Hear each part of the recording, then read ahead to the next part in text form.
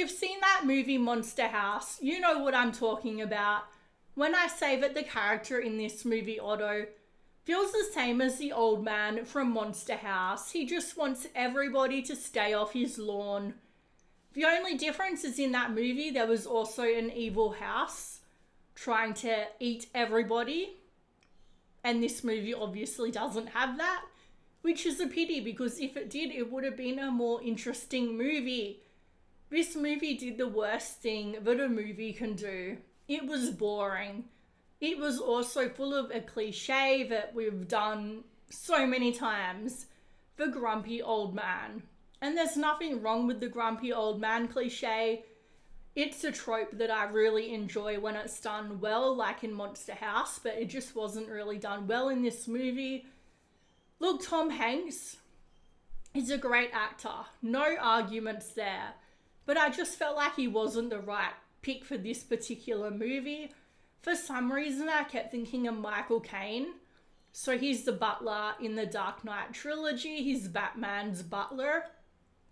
So I think Michael Caine would have been the perfect choice if he was a little bit younger. He's almost 90 years old, so he's probably a little bit too old to carry a full movie, but still, I feel like he would have been a really good Otto. So basically, Otto is a widower. He's just lost his wife. He's full of loneliness and grief. And he's just this really bitter old man who's taking out his grief on the world because, you know, that old saying, hurt people, that's basically Otto. So he's meant to be like the Scrooge meets the Grinch type of guy, but it's also meant to be a comedy / drama. And I'll go into that a little bit later.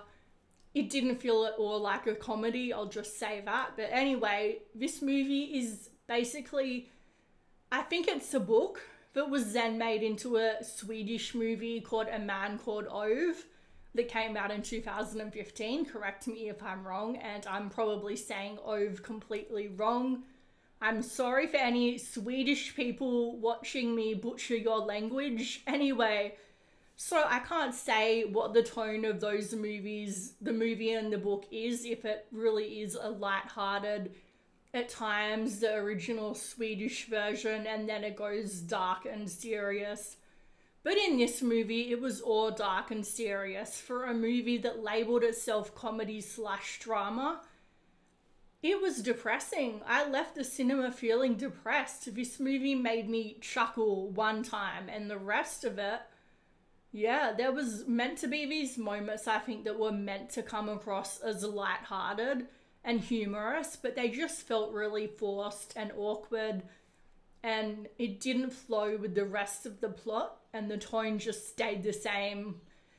So I don't know if any of you have seen that movie, Grumpy Old Men. It is such a good movie. I highly recommend it.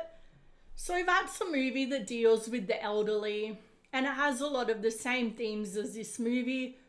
One of the men is dealing with people trying to take his house, and that's something that happens to one of the old men in this movie.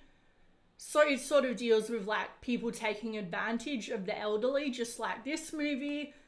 But I feel like it does it correctly. It does what I'm trying to say this movie should have done. It's a very funny movie, but it also has those serious themes. And I know that Grumpy Old Men was intentionally meant to be more of a comedy romance, so obviously it was more of a comedy. But I felt like this movie would have benefited from going more the comedy route with a touch of drama, rather than the other way around. So even early in the movie, we see Otto helping people. He may be grumpy when he does it, but he still does help his neighbours out constantly when they ask, which is constant, and it felt even a bit like they were using Otto, and it just didn't really feel like it was coming across the way the movie was meant to. Look, Otto didn't really feel like he had a lot of character development or progression in this movie because, like I said, at the beginning of the movie, he was still helping people. He went out of his way for people. And I get that Otto was never meant to be a bad man, but still, I feel like, yes, he welcomes people into his life. He has community. He does open up more. So obviously there is change in him. but he doesn't really feel like a different character. I don't know, maybe I'm nitpicking here. But also, there's a lot of moments where he's meant to come across as completely unreasonable. Like in a store, he wants people to give him the price for something that it's meant to be, but they're overcharging him. And yes, a lot of people wouldn't go to the lengths that Otto goes to try to make his point. I know I definitely wouldn't, but still, there's some truth to the things that he says. It hits a little bit differently than what I think they intended. Like, he's meant to come across as this completely unreasonable man, and they should have shown that by him doing things that were a little bit crueler and meaner at the beginning of the movie. Like, I think the worst thing that he does in this movie is punch a clown. But let's be honest, who hasn't thought about punching a clown before? Because they're terrifying. So yeah, honestly, there's a lot of truth in the things Otto was saying. And he just never really seemed like that bad a guy, even at the beginning of the movie. So the flashbacks, I think that was a huge area where this movie struggled. There were way too many flashbacks. So basically they told the story of a young Otto and his wife meeting, and they definitely added to the movie in the beginning of the movie. But then it just became too much, where it sort of split the focus and the tone of the movie, where something would be happening in the present that was really serious and you really needed to focus on that moment, and then it pulled you out of the moment. And it just felt really jarring as a viewer to be pulled out of moments where, well, I don't want to talk spoilers, but they were very serious moments. So Tom Hanks' son plays younger Otto in his flashbacks. Look, if his son looked a lot like Tom Hanks, I would understand the casting choice. But honestly, this guy looked nothing like his father, so it was clearly nepotism. So this movie definitely explores a lot of deep themes of grief, loneliness, depression, the power of friendship and community. And also, just a trigger warning, it does have themes of self-harm and wanting to end your life. A lot of themes of that. So if you get affected by that, you may not want to see this movie. So it was over 2 hours in length, and honestly, it felt like it dragged on. It felt like it could have easily been at least 15 minutes shorter and it would have been a better movie. So I felt like the lighting was very dark in this movie on purpose at times to represent the themes of depression. And I appreciated that symbolism in the movie. It did feel like they put a lot of thought into this movie.